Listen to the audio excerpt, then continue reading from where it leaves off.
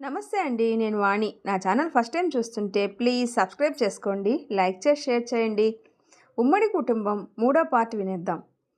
కార్తీక్ గదిలో అటూ ఇటూ తిరుగుతూ ఉన్నాడు. అడుగుల చప్పుడికి తలుపు వైపు చూసేసరికి ఎదురుగా భార్య మేఘన నవ్వుతూ కనిపించింది. ఒక క్షణం భార్యను అలా చూసి రెప్ప వేయడమే మర్చిపోయాడు. కాటుక కళ్ళు, లేత గులాబీ రంగులో ఉన్న పెదవులు, తెలుపు ఎరుపు అంచు కలిసిన చీర, మధ్యలో విల్లులా వంపు తిరిగిన నడుము, నల్లని కురులలో మల్లెపూలు. భార్య అంత అందంగా కనిపించేసరికి ఆనందంతో గాల్లో తేలిపోయాడు. ఆమె ఇంకా దూరంగా నిలబడి ఆలోచనలో ఉండడం చూసి సిగ్గుపడుతుంది అని అనుకొని దగ్గరికి వచ్చి చేరాడు అతడు. అతడు దగ్గరికి వచ్చి ఆమె చుబుకంపై చెయ్యి వేసి తన కళ్ళల్లోకి చూస్తూ, బంగారం, ఈ చీరలో నువ్వు చాలా అందంగా ఉన్నావు, ముద్దొస్తున్నావు. ఆమె చేతికి పాలు ఇచ్చింది. అతను తీసుకొని అన్నీ తాగేస్తూ ఉంటే, మొత్తం తాగకండి, సగం నాకు ఉంచు, ఇద్దరం సగం సగం త్రాగాలని గౌరీ అక్క వచ్చే ముందే చెప్పింది అని అంది అమాయకంగా. ఓహో అలాగా, అయ్యో మరి తాగేశానే, సరే ఇవే తాగు అంటూ ఆమె చేతికి అందించాడు. అతడు ఆమె పాలు తాగుతుంటే అలానే చూస్తుంటే, ఏంటి అలా చూస్తున్నారు అని అడిగింది కన్ను సైగ చేసి. నా పెళ్ళం నా ఇష్టం, ఎంతసేపైనా చూసుకుంటా, ఇప్పుడు నీ మీద పూర్తి హక్కు నాదే అంటూ ముద్దు ఇచ్చాడు ఆమెను దగ్గరకు తీసుకొని. ఈ చీర నీకు చాలా బాగుంది అన్నాడు అతడు కొంటెగా చూసి. అంతేనా, ఇంకా ఇంకా అంటే అంటూ ఆమె దగ్గరకు వచ్చాడు. కార్తీక్, ఇంకా అక్క చెప్పినా టైం కాలేదు. సరే కూర్చో, కాసేపు నీతో మనసు విప్పి మాట్లాడాలి. అతడు ఆమె ఒడిలో తల పెట్టుకొని పడుకొని, నేను నిన్ను మొదటిసారి గుడిలో చూసినప్పుడు నువ్వే నా భార్య అవ్వాలని కోరుకున్నాను. తర్వాత నిన్ను చూడాలని చాలాసార్లు అనిపించేది. అలా దూరం నుండి చూస్తూనే నిన్ను చాలా ఇష్టపడ్డాను. తర్వాత నీకు నేను ప్రపోజ్ చేయడం, నువ్వు ఒప్పుకోవడం అన్నీ వెంట వెంటనే జరిగిపోయాయి. తర్వాత నిన్ను చూడాలి అని అనిపిస్తే నువ్వు నా కోసం హాస్టల్లో నుండి బయటికి వస్తూ నా కోసం చాలాసార్లు ఇబ్బంది పడ్డావు. అయినా నన్ను చూడాలని వస్తూ ఉంటే నీకు నాపై చాలా ప్రేమ ఉందని అర్థమైంది. ఇంకా చాలాసార్లు నువ్వు నాకు జాగ్రత్తలు చెప్తూ తిన్నావా లేదా అని అడుగుతూ పట్టించుకునే సమయంలో నీపై మరింత ప్రేమ పెరుగుతూనే వచ్చింది. నిన్ను ఒక్కసారి ఎవరో ఏడిపిస్తూ ఉంటే వాళ్ళతో పెద్ద గొడవ పెట్టుకున్నాను. ఆ సమయంలో వాళ్ళపై చాలా కోపం వచ్చింది. నిన్ను ఇంకొకరు తప్పుగా చూస్తే నేను తట్టుకోలేకపోయేవాడిని. నీతో ఎవరైనా మాట్లాడుతూ ఉంటే ఎవరా అని దూరం నుండే చూస్తూ ఉండేవాడిని. అది అనుమానం కాదు, నిన్ను నా నుండి దూరం ఎవరైనా చేస్తారేమోనని భయం మాత్రమే. నువ్వు నాతో ఒకసారి మాట్లాడలేదు, ఫోన్ పనిచేయలేదు. టెన్షన్ పడిపోయాను. ఏమైందా అని చాలాసార్లు చేసి చేసి చిరాకు వచ్చి మీ ఫ్రెండ్కి చేశా. తను నీ ఫోన్ కింద పడి పగిలిపోయింది అని చెప్పింది. తర్వాత నేను నీకు మళ్ళీ కొత్త ఫోన్ కొని పంపించాను. ఆ ఫోన్ నువ్వు యూజ్ చేయడం లేదు అనుకున్నాను. కానీ రోజు దాన్ని చూసుకుంటూ నా కార్తీక్ నా కోసం పంపాడు అని మీ ఫ్రెండ్కి రోజు చెప్తూ మురిసిపోతూ ఉండేదానివి అని చెప్తూ ఉంటే నీకు నేనంటే ఎంత పిచ్చి ప్రేమ అని అనిపించేది. ఇలా చెప్తూ వెళ్తే తెల్లారిపోతుంది. ఎంత చెప్పినా నీపై ప్రేమ మరింత పెరుగుతూనే ఉంది. నీతో గడిపే ఈ క్షణం కోసం 1000 కనులతో వేచి చూస్తూ ఉన్నాను. నీతో గడిపే సమయం ఎప్పుడెప్పుడు వస్తుందా అని కలలు కంటున్నా. మేఘన, నీ గురించి ఎవరైనా తప్పుగా ఆలోచిస్తే తట్టుకోలేను. ఇక నువ్వు లేకుండా నేను మాత్రం అస్సలు ఉండలేను. నువ్వు నాకు మాత్రమే సొంతం. నీ ప్రేమతోనే నా జీవితం ముడిపడి ఉంది. నువ్వు నా జీవితం, నువ్వు నా ప్రాణం. ఐ లవ్ యూ బంగారం అంటూ గుండెలకి హత్తుకొని ముద్దు పెట్టుకున్నాడు. కార్తీక్, నా బంగారానికి నేనంటే చాలా ఇష్టం అంటూ భర్తను గట్టిగా పట్టుకొని, నువ్వు లేకుండా నేను ఉండలేను, నువ్వు నేను ఎప్పుడు ఇలా కలిసి ఉండాలి అని ముద్దు ఇచ్చింది జుట్టు నిమురుతూ. నా బంగారం, నా బుజ్జి బంగారం అంటూ ముద్దులు పెడుతూ గాఢంగా హత్తుకున్నాడు. మేఘన ఉదయాన్నే లేచి కార్తీక్కి కాఫీ ఇస్తూ, కార్తీక్ లే, ఇంకా ఎంతసేపు పడుకుంటావు, నాకు నిద్ర లేకుండా చేసి నువ్వు పడుకుంటావా అని పక్కన చేరింది. కార్తీక్ అవేమీ పట్టనట్టు గాఢ నిద్రలో ఉన్నాడు. భర్తను అలా చూసి నుదుటి మీద ముద్దు పెడుతూ ఎంత రొమాంటిక్గా కనిపిస్తున్నాడో నా బంగారం అని చెయ్యితో తల నిమిరి బయట కుర్చీలో కూర్చొని రాత్రి జరిగిన మధురమైన అనుభూతుల్ని గుర్తు చేసుకుంటూ సిగ్గుపడుతూ తనలో తానే నవ్వుకుంటుంది. కార్తీక్ అప్పుడే లేచి తన మేఘన ఎంతో ప్రేమగా తెచ్చిపెట్టిన కాఫీ చూసి తాగుతూ ఫోన్ చూసుకుంటూ ఫోన్లో మాట్లాడుతూ అటూ ఇటూ తిరుగుతూ ఉంటే ఈలోపు మేఘన గదిలోకి వస్తుంది. అప్పుడే కార్తీక్ ఫోన్ పక్కన పెట్టి మేఘనాను చూసి, మేఘన బట్టలు తీసి పైన ఉంచు, స్నానం చేయడానికి వెళ్తున్నాను అంటూ వాష్రూమ్లోకి వెళ్ళిపోతాడు. కార్తీక్కి బట్టలు తీసి పైన పెడుతుంది. అప్పుడు మేఘన ఇచ్చిన బ్లూ కలర్ షర్ట్ కనిపిస్తుంది. ఎప్పుడో ఇచ్చిన షర్ట్ ఇంకా భద్రంగా దాచి ఉంచుకున్నాడు అంటూ ఆ కార్తీక్ వేసుకున్న షర్ట్ను ముద్దు పెట్టుకుంటూ వేసుకొని డ్యాన్స్ చేస్తూ ఉంటుంది. అప్పుడే గౌరీ పావని బయట తలుపు పక్కన నిలబడి తొంగి చూసి నవ్వుకుంటారు.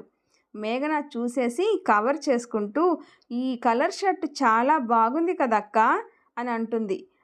బాగుంది, కార్తీక్ ఫేవరెట్ షర్ట్ కదా అందుకే అంటూ, సరే కార్తీక్ నువ్వు ఇప్పటి వరకు బ్రేక్ఫాస్ట్ చేయలేదు కదా, అందరూ తినేశారు, మీరు మాత్రమే మిగిలారు. కార్తీక్ టవల్తో తల తుడుచుకుంటూ కంగారుగా వస్తూ, నేను బయట తింటాను వదినా, నువ్వు వెళ్ళు మేఘన, ఆఫీస్కి లేట్ అయిపోయింది. సరే మేఘన నువ్వురా అంటూ ముగ్గురు కిందకి వెళ్ళిపోతారు. ఆలస్యమైంది అని త్వరగా ఆఫీస్కి రెడీ అయ్యి వెళ్ళిపోతాడు కార్తీక్. గౌరీ వంట చేస్తూ మేఘనాకి అన్నీ చెప్తూ ఉంటే పావని కూరగాయలు కోస్తూ ఉంటుంది. మేఘన రాత్రి ఎలా గడిచింది అంటూ ఆట పట్టిస్తూ పావని అడుగుతుంది. మేఘన సిగ్గుపడుతూ, పో అక్క, నీకు తెలుసు కదా, మళ్ళీ అడక్కు. గౌరీ కూడా పావనితో కలిసి, అదేమిటో చెప్పు చెల్లి, కార్తీక్ నిన్ను అలా చూడగానే ఎలా ఫీల్ అయ్యాడు? నన్ను అలా చూసి, మేఘన నువ్వు ఈ చీరలో చాలా అందంగా ఉన్నావు అన్నాడు. తర్వాత నాతో చాలాసేపు మనసు విప్పి మాట్లాడి తను నన్ను ఫస్ట్ టైం చూసినప్పుడు ఎలా అనిపించిందో చెప్పాడు. తర్వాత ఇంకా చాలు అంతే, అంతకు మించి చెప్పలేను. అప్పుడే కాలింగ్ బెల్ మోగుతుంది. ఎవరో వచ్చారని మేఘన వెళ్తుంటే, నువ్వు ఆగు మేఘన, పావని వెళ్ళి చూస్తుంది. పావని తలుపు తీసి చూస్తుంది. పెళ్లి సంబంధాలు చూసే శర్మగారు. మీరెందుకు వచ్చారు, మిమ్మల్ని ఎవరు రమ్మన్నారు అని అడుగుతుంది. అది మీ అత్తయ్య గారు రమ్మన్నారు అమ్మా, కానీ ఎందుకు అని ఆలోచిస్తూ లోపలికి వచ్చాడు. అప్పుడే పద్మగారు కిందికి వచ్చి, రండి శర్మగారు, నమస్కారం అమ్మా. నమస్కారం, కూర్చోండి. పావని వెళ్ళు, శర్మగారి కోసం ఏమైనా తీసుకురా. పావని లోపలికి వెళ్ళిపోతుంది. ఎవరు పావని వచ్చింది? శర్మగారక్క. కానీ ఇప్పుడు ఎందుకు వచ్చారు? నాకు అర్థం కాలేదు. శర్మగారు మంచి సంబంధాలుంటే చూడండి. ఎవరికమ్మా? మీ అబ్బాయికి పెళ్ళి అయిపోయింది కదా. మా మేనకోడలు స్వప్నకి శర్మగారు మంచి సంబంధం ఉంటే చూడండి. అమ్మాయి బాగా చదువుకుంది, అమ్మా నాన్నలకి ఒకటే కూతురు, మంచి మనసున్న అబ్బాయి అయితే అమ్మాయి ఫోటో వివరాలు అవి ఫోటో వెనకాల ఉన్నాయి. అప్పుడే పావని శర్మగారు తీసుకోండి అంటూ జ్యూస్ ఇస్తుంది. తీసుకొని త్రాగుతూ శర్మగారు, సరే అమ్మా, ఏమైనా మంచి సంబంధం ఉంటే మళ్ళీ ఫోన్ చేసి చెప్తాను అంటూ లేచి, రఘురామ్ కూడా అక్కడే ఉంటాడు. అంటే స్వప్న పెళ్ళి నువ్వే దగ్గర ఉండి చేస్తావా? మరి స్వప్న ఒప్పుకోదో ఏమో, నేను ఒప్పిస్తాను, నా మాట తప్పకుండా వింటుందని నాకు నమ్మకం ఉంది అంటూ లోపలికి వెళ్ళిపోతుంది. అమ్మ పావని, కాస్త మంచినీళ్ళు తీసుకురా అమ్మా, ట్యాబ్లెట్స్ వేసుకోలేదు అంటాడు. పావని ఫోన్ మాట్లాడుతూ వెళ్ళిపోతుంది, పట్టించుకోదు. మేఘన, మామయ్య మంచినీళ్ళు ఇదిగో, మీరు వేసుకొని మందులు. పావనికి చెప్పాను, నువ్వు తెచ్చావా అమ్మా? అక్కకి ఏదో ఫోన్ వచ్చి మాట్లాడుతుంది మామయ్య, పైనుండి పద్మ చూస్తూ ఉంటుంది. అలా మాట్లాడుతూ, అమ్మ మేఘన, మీ వాళ్ళు ఎక్కడ ఉంటారు అని వాళ్ళ కుటుంబం గురించి అడుగుతూ ఉంటే, మాది అనకాపల్లి మామయ్య, అక్కడే మా నాన్నగారు జగన్నాథం గారు పెద్ద లాయర్గా జాబ్ చేస్తూ ఉన్నారు. అమ్మ కౌసల్య ఇంట్లోనే ఉంటారు. మా అన్నయ్య మోహన్ డాక్టర్గా ఇక్కడే పెద్ద హాస్పిటల్లో చేస్తున్నారు. మా వదిన పల్లవి ఇద్దరూ ఇష్టపడి ప్రేమించి పెళ్లి చేసుకున్నారు. ఇంకా పిల్లలు లేరు. రఘురాం అన్నీ వింటూ మాట్లాడుతూ ఉన్నారు. అమ్మ మేఘన, మా అబ్బాయికి స్వప్నకి పెళ్లి చేయాలి అనుకున్నారు.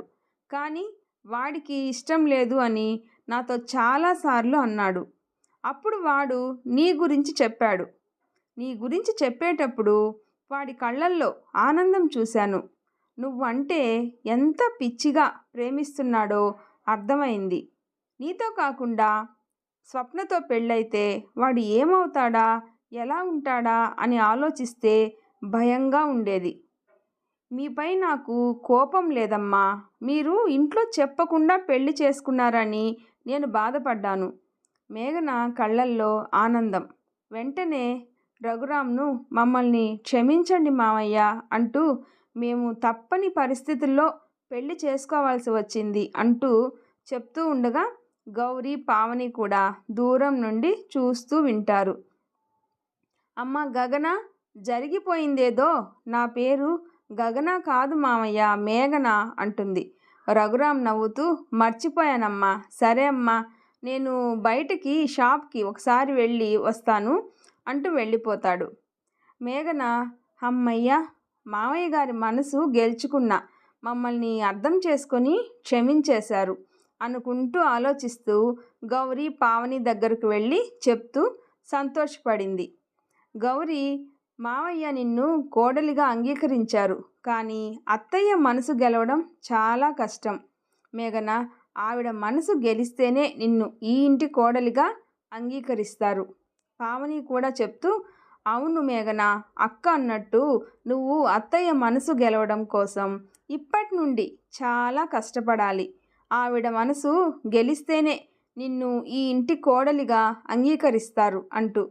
కానీ జాగ్రత్త, ఆవిడికి నచ్చని పనులు చేస్తే ఆవిడికి చాలా కోపం వస్తుంది. అప్పుడు నీకు ఇంకా కష్టంగా మారుతుంది. మేఘన, అలాగే అక్క, మీరు చెప్పినట్టు ఇప్పటి నుండి అత్తయ్య మనసు గెలవడం కోసమే కష్టపడాలి. అప్పుడే పిల్లలు వస్తూ అమ్మా అంటూ అరుస్తూ అల్లరి చేస్తూ కిచెన్లోకి వస్తారు. యశ్వంత్, అమ్మా, ఈరోజు మా స్కూల్లో మొన్న జరిగిన ఆటల పోటీలు విజేతల పేర్లు చెప్పారు. నేను రన్నింగ్లో ఫస్ట్ వచ్చాను. అవునా నా బంగారు కొండ అంటూ ముద్దు పెట్టుకుంటుంది గౌరీ. ఈలోపు చరణ్, నేను వేటిల్లోనూ గెలవలేదు అంటూ ఏడుపు మొహం పెడతాడు. పావని, సర్లే, ఇంకోసారి పెట్టినప్పుడు ట్రై చెయ్యి, ఓకే, అప్పుడు బాగా ఆడు. ఓకే చరణ్, సరే అమ్మా అంటూ పట్టుకుంటాడు. నువ్వు తిడతావని భయపడ్డానమ్మా. నేను అయితే క్లాసులో ఫస్ట్ వచ్చాను, పరీక్షలో మార్క్స్ బాగా వచ్చాయి చెప్పింది భాను. అవునా చిట్టి తల్లి అంటూ ముద్దు పెడుతూ దగ్గరకు తీసుకుంటుంది. ఈలోపు మేఘన, మరి మా వర్షిత ఎందులో ఫస్ట్ వచ్చింది అంటూ వర్షితను అడుగుతుంది. వర్షిత తల కిందకు పెట్టుకొని, నేను ఎందులోనూ పార్టిసిపేటే చేయలేదు పిన్ని. ఎందుకంటే నేను ఎలాగూ ఓడిపోతా అని నాకు ముందే తెలుసు.